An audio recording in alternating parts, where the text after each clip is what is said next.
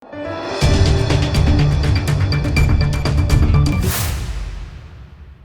દર્શક મિત્રો, આપ જોઈ રહ્યા છો લોકમૈત્રી ન્યૂઝ. હું છું એન્કર અમિતા પટેલ. હવે જોઈએ અગત્યના સમાચાર. વડોદરા ઝોન 1ના તમામ પોલીસ સ્ટેશનો વિદેશી દારૂ નષ્ટ કરાયો હતો, જેમાં અનેક શહેરોના બોર્ડરો તથા રાજ્યના બોર્ડર ઉપરથી દારૂ પકડી પાડવામાં આવે છે.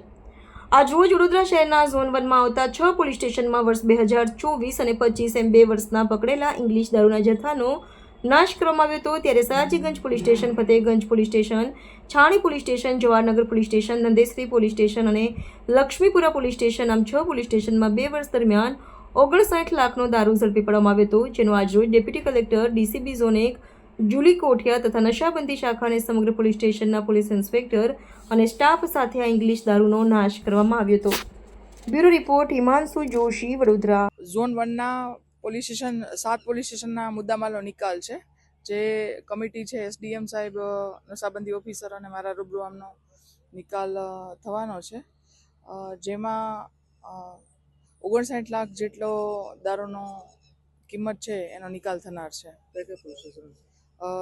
મારા ઝોન 1ના 7 પોલીસ સ્ટેશન. હા.